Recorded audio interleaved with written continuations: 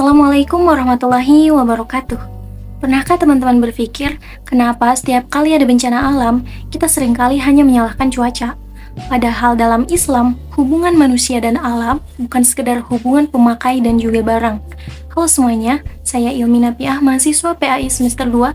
Hari ini kita akan membedah tugas besar dari mata kuliah saya, yaitu Etika Islam, mengenai topik yang sangat krusial di era krisis iklim seperti sekarang ini, yaitu etika lingkungan dalam perspektif Islam. Kita akan melihat bagaimana Al-Quran dan hadis membimbing kita untuk tidak hanya menjadi penghuni, tetapi menjadi pelindung bagi bumi. Kita harus peduli pada lingkungan. Jawabannya ada pada status kita. Alam semesta ini diciptakan oleh Allah dalam keadaan seimbang atau mizan. Allah Subhanahu wa Ta'ala berfirman dalam Al-Quran surah Al-A'raf ayat 56 yang artinya, dan janganlah kamu membuat kerusakan di bumi.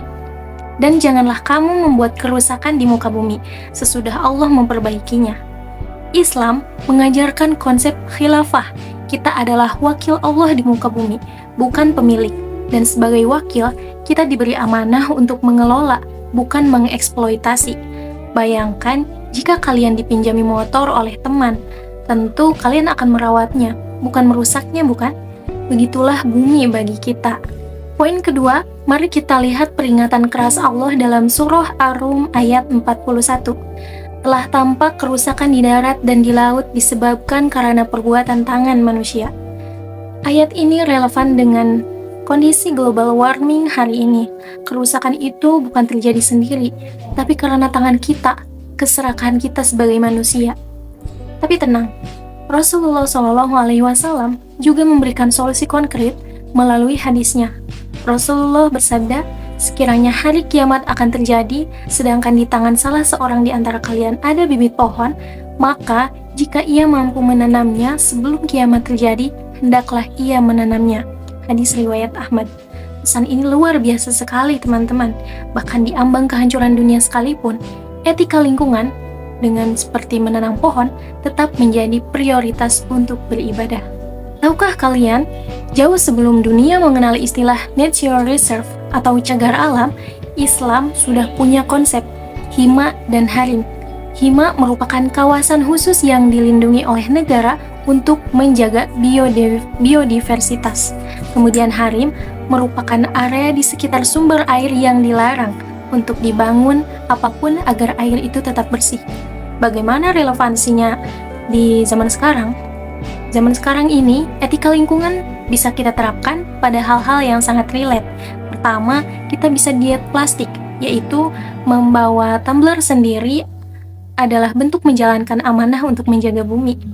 Kemudian ada juga frugal living, yaitu tidak boros makanan. Rasulullah melarang boros air, meski saat berwudu di sungai yang mengalir airnya. Kemudian teman-teman ada digital waste, yaitu mengurangi email sampah yang menumpuk di server yang memakan energi besar. Semoga teman-teman semua dapat memahami apa yang saya sampaikan. Karena ini bukan sekedar tren estetik anak muda, tapi ini adalah manifestasi dari iman kita. Kesimpulannya teman-teman, etika lingkungan dalam Islam adalah tentang keseimbangan. Alam adalah ayat-ayat Allah yang tidak tertulis, dan merusak alam berarti merusak tanda-tanda kebesarannya. Sebagai mahasiswa pendidikan agama Islam, tugas kita bukan hanya berdakwah di mimbar, tapi juga berdakwah lewat tindakan nyata, mulai memilah sampah, hemat energi, dan menanam kebaikan, karena bumi yang sehat adalah warisan terbaik untuk generasi mendatang. Saya Ilmi, terima kasih sudah menonton. Mari menjadi muslim yang hijau. Wassalamualaikum warahmatullahi wabarakatuh.